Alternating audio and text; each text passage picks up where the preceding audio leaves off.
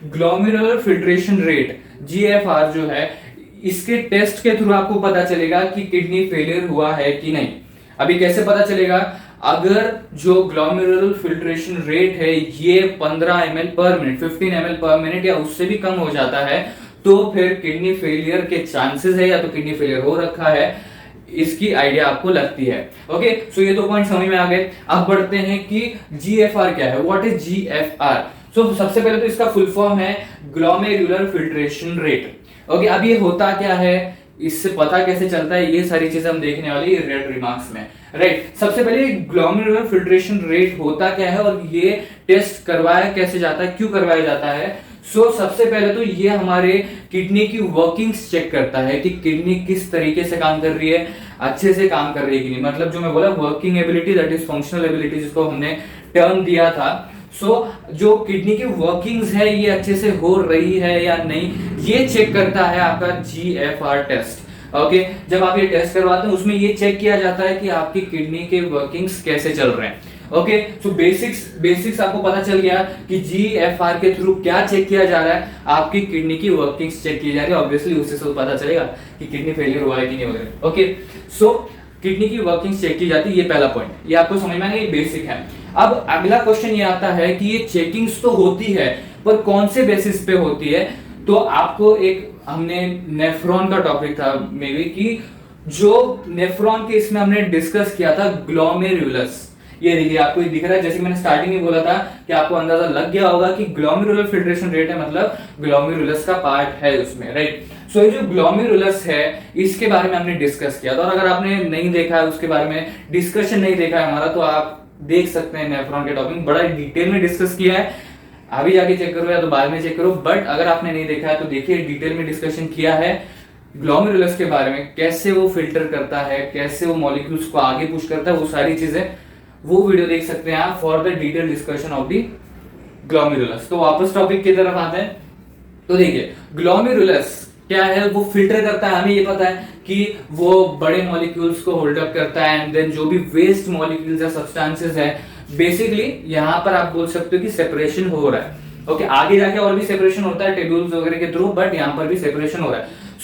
Glomerulus जो है इसके थ्रू आपको पता चलता है, ये जो जीएफआर टेस्ट है इसमें पता चलता है ग्लोमेरुलस के थ्रू कि किडनी का सिचुएशन कैसा है।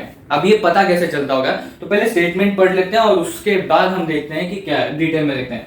Estimates how much blood passes through glomerulus each minute.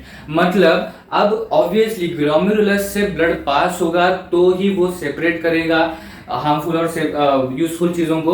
तो इस टेस्ट में वही देखा जाता है कि जो ब्लड है वो हर मिनट में, इन एवरी मिनट, कितना ब्लड पास हो रहा है फ्रॉम दी ग्लोमेरुलस। ओके, मतलब ग्लोमेरुलस के थ्रू जितना ब्लड पास हो रहा होगा उसके बेसिस पे पता चलता है कि किडनी हेल्दी है, कोई डिजीज हो रखा है, कुछ हो रखा है, या किडनी फेलियर हो रखा है। ओके, ये पता चलता है इसके थ्रू। बेसिकली आपको समझ में आ गया, दैट इज, देखिए अभी यहां पर समझते हैं, बेसिक सा स्ट्रक्चर बना के समझते हैं। ये देखिए, ये ग्लोमेरुलस है, समझिए ऐसे। ओके, और इसके अंदर से ब्लड को फ्लो करना है। ओके, इसके अंदर से ब्लड फ्लो होता है ऑब्वियसली, फिर ये बाहर पुश आउट करता है, ये हमने देखा था हार्मफुल सब्सटेंसेस को, और फिर वो सारी चीजें। ओके, सो इसके अंदर से अभी ब्लड को फ्लो करना है, और ईच मिनट, ओके, मींस हर 1 मिनट में कितना ml ब्लड पास हुआ, सॉरी देखिए ये वापस देखते हैं कि कितना ml ब्लड पास हुआ है, उसके बेसिस पे ये ग्लोमेरुलर फिल्ट्रेशन रेट निकाला जाता है। ये आपको समझ में आ गया कि इन अ मिनट कितना ml पास हुआ ब्लड, उसके बेसिस पे ये जीएफआर निकाला जाता है। ओके, ये आपको समझ में आएगा बेसिकली ये हो क्या रहा है। अब इसके बेसिस पे हम देखते हैं कि क्या हो रहा है। रुकिए, ओके, सो ये बेसिकली पता चल गया, पर मिनट के हिसाब से देखा जाता है यहाँ पर कि ग्लोमेरुलस से पर मिनट कितना ml आप बोल सकते हो ब्लड पास कर रहा है, उसके बेसिस पे बताया जाता है कि ग्लोमेरुलर फिल्ट्रेशन रेट क्या है, और फिर उससे अंदाजा लगाया जाता है कि किडनी की सिचुएशन क्या है। ओके, अब देखिए, अब आपको पता कैसे चलेगा कि अच्छा इतना ml पर मिनट है तो किडनी सही है, अगर इतना ml पर मिनट है तो किडनी को कुछ प्रॉब्लम हो रखा है, और बहुत ही कम ml है जैसे कि हमने देखा तो फिर किडनी फेलियर हो रहा है। ये कैसे पता चलेगा?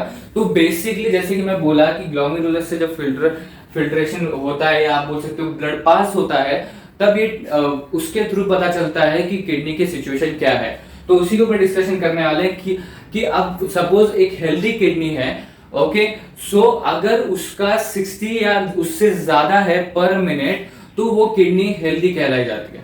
ओके, अगर ग्लोमेरुलर फिल्ट्रेशन रेट, मतलब ग्लोमेरुलर फिल्ट्रेशन रेट में इस टेस्ट में अगर आपका 60 ml पर मिनट या उससे ज्यादा जाता है तो ऐसा समझा जाता है कि आपकी किडनी नॉर्मल हेल्दी है, because this is the normal range जिसमें देखा जाता है कि हाँ भाई आपकी किडनी हेल्दी है वगैरह, ये सारी चीजें। ओके, सो 60 ml पर मिनट के हिसाब से देखा जाए तो फिर वो नॉर्मल रेंज है। उसके बाद एक ऐसा सिचुएशन है जिसमें अगर 30 40 50 मींस व्हाट, अगर उससे लेस है 60 या उससे लेस है इस रेंज में, दैट इज 30 40 50 इस रेंज में है 30 40 50 ml पर मिनट, सो ऐसा समझा जाता है या उससे ये एस्टिमेशन निकाला जाता है कि फिर आपको किडनी डिजीज, अब जैसे कि मैं बोला था किडनी फेलियर जब इंट्रोड्यूस करवाया था कि सिर्फ किडनी फेलियर एक मेजर चीज नहीं, किडनी डिजीज भी होते हैं कई बार, ओके, इन्फेक्शंस हो सकते हैं एंड अदर थिंग्स।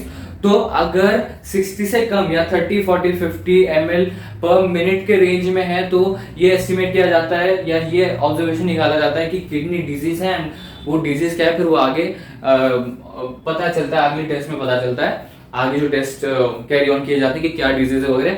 और उसके बाद अगर 15 ml पर मिनट या उससे भी कम है, मतलब क्या, जो ग्लोमेरुलस से ब्लड पास हो रहा है पर मिनट में वो बहुत ही कम है, उसका जो ml क्वांटिटी है वो बहुत ही कम है, तो फिर ऐसा समझा जाता है कि जो वर्किंग है किडनी की, जो फंक्शनल एबिलिटी वो कम हो रही है, सो किडनी फेलियर के चांसेस है, तो किडनी फेलियर हो रखा है। ओके, सो ये होता है GFR, इसके थ्रू आपको ये सारी चीजें पता चलती है। तो बेसिकली आपको पता चला कि हमने 3 केसेस देखे जिसके थ्रू हमें अलग अलग सिचुएशंस पता चल रही किडनी की। एक तो नॉर्मल रेंज जिसमें आपको पता चलता है कि किडनी नॉर्मल सिचुएशन में है, हेल्दी सिचुएशन में, दैट इज 60 या उससे ज्यादा ml पर मिनट, सो उसमें आपको पता चलता है कि हाँ जी नॉर्मल रेंज है, सो आपकी किडनी एट नॉर्मल वर्किंग है। दूसरा केस हमने देखा कि 30 40 50 मींस व्हाट, 60 से कम ml पर मिनट है, कम रेंज है, तो उससे आप ये एस्टिमेटेड ऑब्जर्वेशन निकाल सकते हैं कि किडनी डिजीज हो रखा है, इन्फेक्शन हो रखा है, and then further test are there. Okay, and उसके बाद तीसरी चीज है, तीसरा केस निकलता है जिसमें 15 ml पर मिनट या उससे भी कम ब्लड फ्लो कर रहा है ग्लोमेरुलस के थ्रू ईच मिनट में, तो फिर आपको किडनी फेलियर के चांसेस है, सिम्टम्स हैं, या तो आपको किडनी फेलियर हो रखा है। तो ये 3 चीजें पता चली। तो ये हमने डिस्कस किया अभी ग्लोमेरुलर फिल्ट्रेशन रेट के बारे में, दैट इज GFR। ओके, सो ये था हमारा पूरा GFR के बारे में। What is GFR? Basically glomerular filtration rate है इसका फुल फॉर्म। फिर ये हमारी किडनी की वर्किंग्स चेक करता है।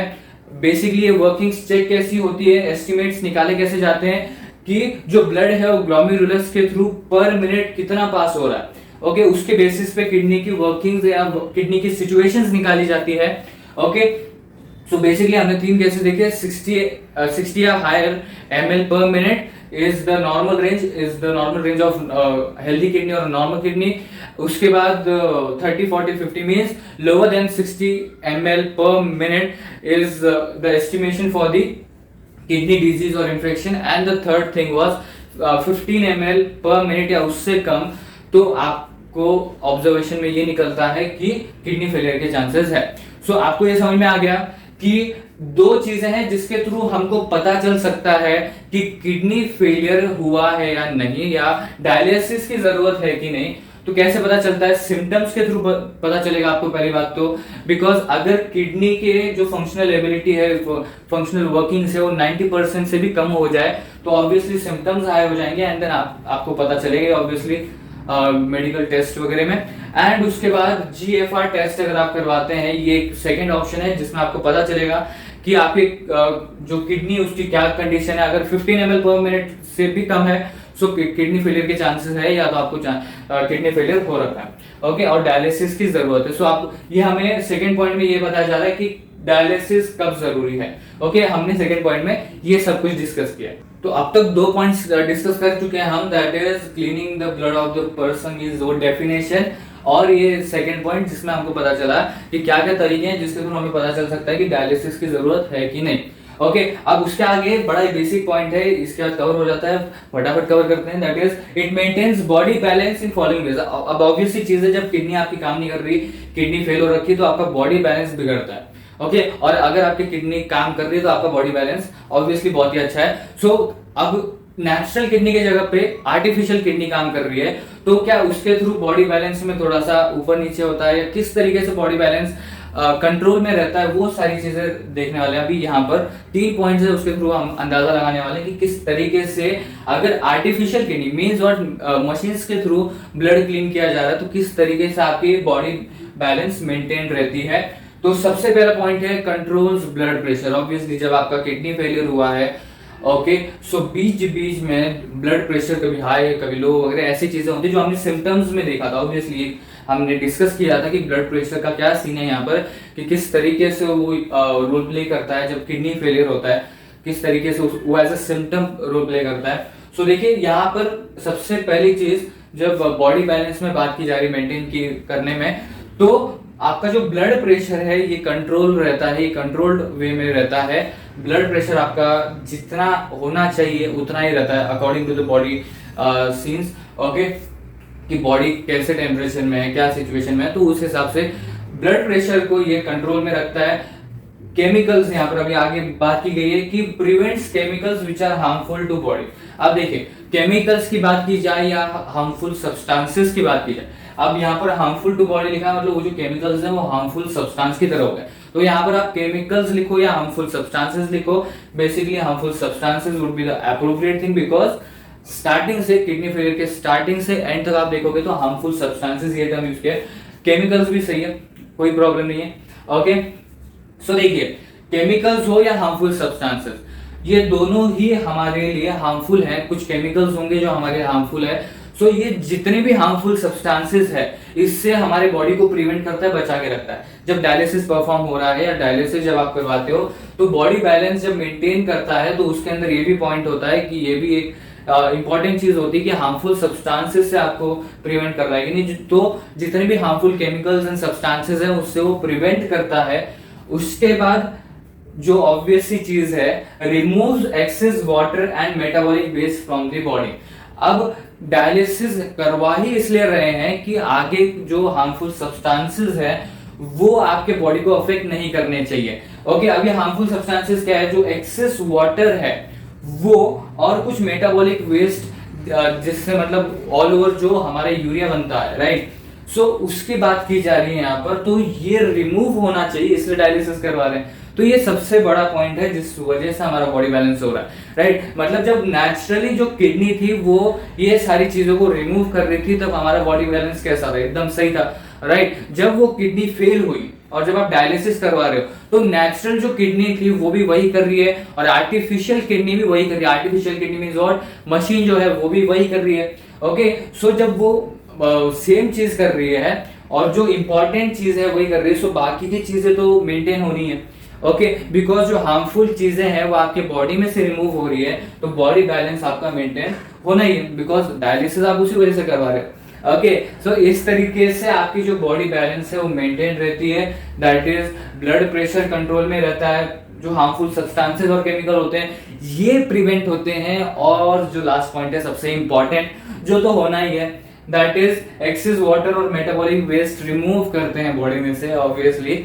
ओके, ये तो होना ही है। तो इस तरीके से आपकी बॉडी बैलेंस मेंटेन रहती है, जिस तरीके से नेचुरल में, ऑब्वियसली नेचुरल में जब वो नेचुरली सारे काम हो रहे हैं, सो बॉडी बैलेंस अच्छा ही रहता है, बहुत परफेक्ट रहता है। ऊपर से जो भी इंसान है, जो भी पर्सन है, वो और भी हेल्थ कॉन्शियस होता है। सो ऑब्वियसली ये जो बॉडी बैलेंस है वो किडनी के वजह से और जो भी बॉडी पार्ट्स है, जैसे कि मैं स्टार्टिंग में ही बोला था कि सिर्फ किडनी नहीं, बहुत सारे और भी ऑर्गन्स है और भी पार्ट्स है हमारे बॉडी में, जिस वजह से हमारा पूरा बॉडी बैलेंस चल रहा है। सो जब नेचुरली ये चल रहा है, ऊपर से हेल्थ कॉन्शियस है, सो ये सारी चीजें जब नेचुरली चल रही है, बॉडी बैलेंस हो ही रहा है, बट जब आर्टिफिशियली हो रहा है तो ऑब्वियसली ऊपर नीचे तो हो ही सकता है, because it's all the artificial way जो आपके बॉडी को संभाल रहा है। जब नेचुरली संभल रही थी तब सब ऑब्वियसली सब परफेक्ट होना है, हमारे एक्शंस के ऊपर ही डिपेंड करना है, बट अब ये आर्टिफिशियली हो रहा है। अगर कोई भी डायलिसिस मिस होता है या कुछ भी प्रॉब्लम होता है मशीन्स में,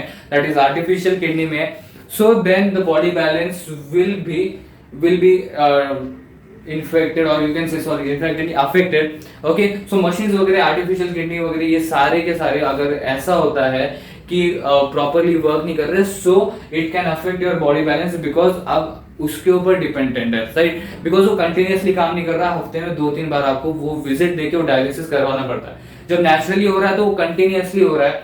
अभी बात भी कर रहा हूं तो अंदर से हो रहा होगा, सारी चीजें नेचुरली अंदर से हो रही है।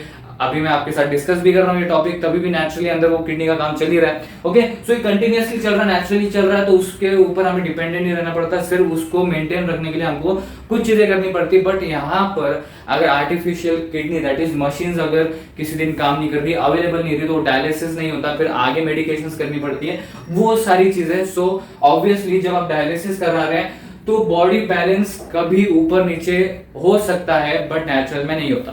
ओके, सो बेसिकली ये पॉइंट क्या था, बेसिकली पॉइंट क्यों निकाला था, दैट इज यहाँ पर जो डायलिसिस हो रहा है, यहाँ पर आपका बॉडी बैलेंस 100% ही रहेगा, इसकी गारंटी नहीं होती।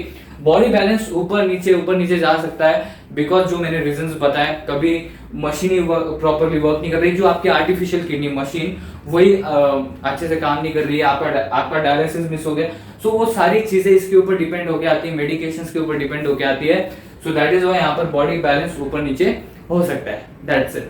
ओके, सो इस तरीके से ये बॉडी बैलेंस के बारे में यहाँ पर डिस्कशन था, जो हमारा थर्ड पॉइंट था कि किस तरीके से मेंटेन रखता है बॉडी बैलेंस। अगर और हमने थोड़ा सा नेगेटिव साइड में देखा कि डायलिसिस का बॉडी बैलेंस, डायलिसिस करवा रहे हो तो बॉडी बैलेंस कैसे बिगड़ सकता है, वो सारी चीजें भी देखी। तो एक्सप्लेनेशन पार्ट में इतना ही था, दैट इज डेफिनेशन देखा हमने, डायलिसिस का डेफिनेशन क्या है, डायलिसिस होता क्या है, एंड उसके बाद हमने देखा कि डायलिसिस कब करवाना चाहिए, हमें पता कैसे चलेगा कि डायलिसिस करवाना, तो उसमें 2 चीजें देखी, दैट इज जब आपकी किडनी की फंक्शनल एबिलिटी 90%, मतलब 90% का मतलब क्या है, यहाँ पर मेजॉरली खत्म हो चुकी है, और दूसरी GFR टेस्ट के थ्रू आपको पता चलेगा। ये 2 मेजर वेज है जिससे आपको पता चलता है। रेगुलर बॉडी चेकअप भी हो सकता है आगे वगैरह, ये सारी चीजें यहाँ पर सिम्टम्स के थ्रू पता चलता है। फिर हमने देखा कि what is GFR, glomerular filtration rate होता क्या है, ये देखा। एंड लास्ट में हमने बॉडी बैलेंस के मेंटेनेंस के बारे में बात किया कि नेचुरली वो कैसे मेंटेन रहती है, और जब आर्टिफिशियली, मतलब जब डायलिसिस की बात चल रही है तब वो कैसे रहती है। सो एक्सप्लेनेशन पार्ट में इतना ही था। इसके बाद बढ़ेंगे हम रिकॉलेशन की तरफ।